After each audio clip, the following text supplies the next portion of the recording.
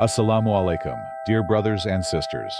Before starting the video, I request you to kindly support my channel. Subscribe to my channel for more videos like this. Jazakallah. Let us take you back to the time of Prophet David, to a city called Eyle, located along the shores of the Red Sea. Every Saturday, the people of this city witnessed a strange phenomenon. Why was the sea suddenly empty of fish, while large numbers gathered near the shore? What mystery lay behind these fish, emerging from the depths to play on this specific day? More importantly, what would happen if someone dared to fish on this sacred day, forbidden by God? How did the people, influenced by Satan's whispers, find a deceptive way to trap the fish, only to catch them on Sundays?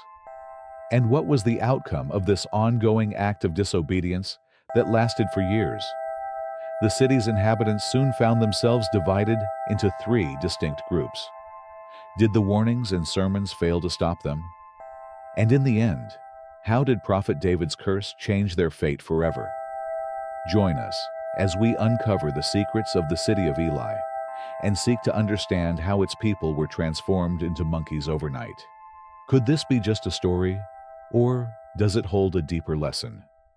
It is said that long ago, about 70,000 people from the community of Prophet David lived in the coastal village of Eyle, a serene place along the Red Sea. Blessed with pleasant weather and abundant resources, the people enjoyed a prosperous and comfortable life.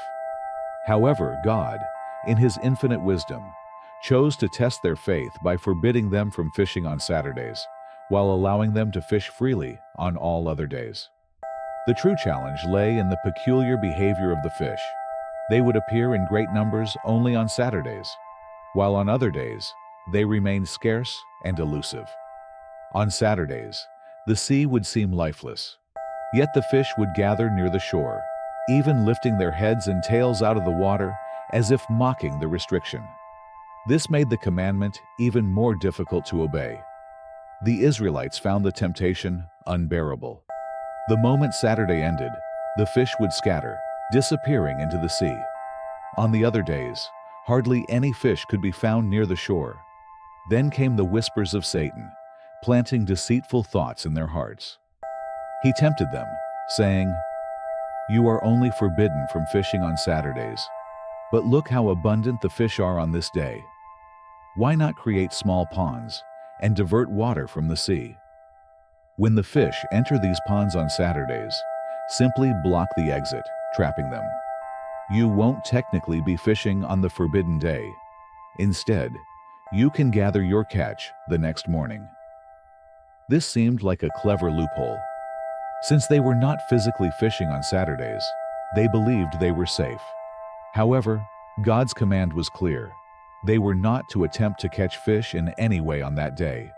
Yet, they convinced themselves that this deception would go unnoticed. Some of the city's people quickly put Satan's idea into action. They dug ponds along the shore and redirected the water into small streams. On Friday nights, they would wait as the waves pushed the fish into these ponds. The ponds were deep, but had very little water, making it impossible for the fish to escape. By Sunday morning, the ponds were overflowing with fish, ready to be caught. The Jews would come and catch the fish.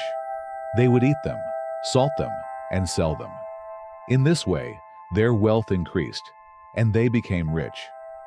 They continued this practice for 40 or 70 years without facing any punishment. However, they still feared that divine wrath might descend upon them. But when no punishment came, they congratulated each other and became even bolder in their sins. They said, "We have been doing this for years, and since no disaster or punishment has come upon us, fishing on Saturdays must be lawful for us. Otherwise, we would have been punished by now." The children who grew up followed the path of their fathers. Doing it once or twice did not bring any harm, and eventually, the entire population of the city began to engage in this practice. The city had a population of about 70,000, yet it was still divided into three groups regarding fishing on Saturdays. The first group not only refrained from fishing themselves, but also tried to prevent others from this wrongdoing through sermons and advice. The second group did not fish themselves, but they also did not attempt to stop others. They remained silent and said nothing to anyone. The third group openly defied the commandment and fished on Saturdays without fear or any sense of guilt. Among them, about 12,000 people neither fished nor allowed others to fish. They would advise the people, saying, "O my people, you have rebelled against your Lord and opposed Prophet David. Stop this act before disaster befalls you." But the Jews did not heed the sermons or accept their admonitions. Those who tried to prevent them said, "By God, we will not live in the same city with you." So they divided the city with a wall, splitting it into two. Prophet David watched all these events and tried to persuade them to stop, but they did not take his command seriously. Consequently, David cursed them. Due to the persistence of the sinful Jews in their transgressions, God's wrath descended upon them. God, the Almighty, punished the Jews by transforming them from humans into monkeys. First, the good people warned them. Then, the prophet warned them. But because they did not listen, they deserved this punishment. One night, they all turned into monkeys. The following morning, those who had warned against disobedience noticed an eerie silence in the city. The doors of the wrongdoers remained shut, no voices could be heard, and no smoke rose from their homes. Curious and concerned, they climbed the wall that separated the two parts of the city, only to witness a terrifying sight. The younger ones had turned into monkeys, while the elders had become swine. These transformed beings still recognized their human relatives and approached them, wagging their tails in sorrow. However, their relatives could not recognize them in their new forms. The monkeys, overwhelmed with grief, sniffed the clothing of their former family members and wept. The people asked them, "Did we not warn you against this?" With tears in their eyes, the monkeys nodded, acknowledging their mistake. This moment revealed that, despite their transformation, they retained their consciousness and understanding. However, this transformation did not mark the beginning of monkeys. They had existed before. These unfortunate souls were not the ancestors of today's monkeys, but were merely punished for their transgressions. Within 3 days, all of them perished, leaving behind no descendants. This story serves as a stark reminder of the dire consequences of defying divine commandments.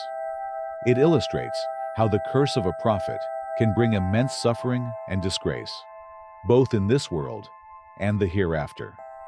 May we seek refuge in God from such a fate, and take heed from the tragic lesson of the people of Eyle, for their story carries great wisdom and warning. Thank you for watching my video. Allah bless you. See you in the next video.